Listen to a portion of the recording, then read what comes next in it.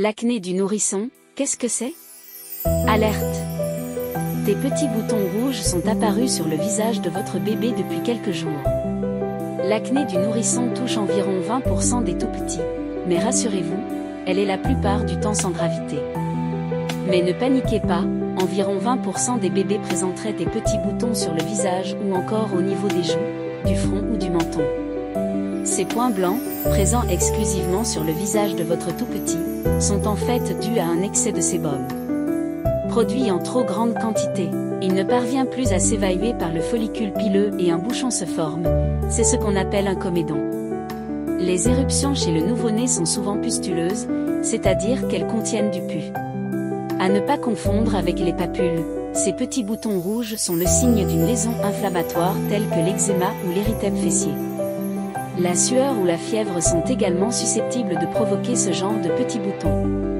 Notons qu'il ne faut pas non plus confondre une acné du bébé avec les grains de milium, ou milia, des points blancs et durs liés à l'obstruction d'un follicule pileux, d'où leur présence possible sur le cuir chevelu du bébé, ou à une mauvaise cicatrisation. On ne connaît pas bien les causes de l'acné du nourrisson. À la naissance et pendant quelques semaines, le nouveau-né a la peau grasse, car il est encore imprégné des hormones maternelles.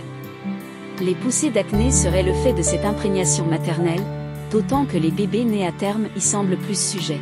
D'autres théories expliquent que l'acné du bébé se produit en raison d'une réaction inflammatoire due à la présence d'une levure saprophyte de la peau qui colonise les follicules pilosébacés, la levure malasseuse à furfure. Ce n'est qu'au bout de quelques semaines que celle-ci s'élimine naturellement.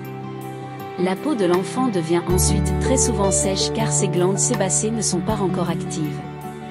Dans tous les cas, mieux vaut ne pas toucher à l'acné et ne pas percer les boutons, qui partent généralement tout seuls au bout de quelques jours à quelques semaines. La toilette du visage se fait avec une lotion nettoyante douce sans savon, ou simplement avec du sérum physiologique. L'hygiène locale pouvant favoriser la survenue d'acné, il faut d'abord se demander si les soins sont correctement réalisés, si on n'a pas tendance à appliquer des produits trop gras sur la peau de son bébé.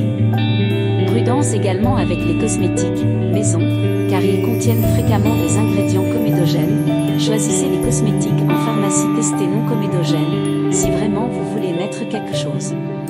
Attention à ne pas frotter les boutons, pour ne pas aggraver l'acné de bébé. Surtout, il est fortement déconseillé de percer les boutons afin d'éviter les risques d'infections cutanées et de cicatrices.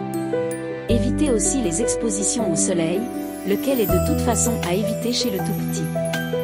Si vous allaitez votre bébé au moment où une acné apparaît sur son visage, n'hésitez pas à étaler un peu de votre lait maternel sur les joues de votre enfant. Les mamans qui allaitent depuis longtemps le savent bien, le lait maternel est en effet un bon anti-infectieux qui vient à bout de beaucoup de soucis de peau, érythème fessier et croûte de lait en tête. Le plus souvent, les boutons d'acné s'estompent rapidement, en quelques jours à quelques semaines, et ne nécessitent aucune prise en charge. Si le problème persiste au-delà de 6 mois, vous pouvez prendre rendez-vous avec un pédiatre ou un dermatologue afin de vérifier qu'il ne s'agit pas d'une infection plus importante. La persistance de boutons d'acné au-delà des 6 mois après la naissance peut être la cause d'une acné infantile, laquelle peut perdurer jusqu'aux 5 ans de l'enfant environ.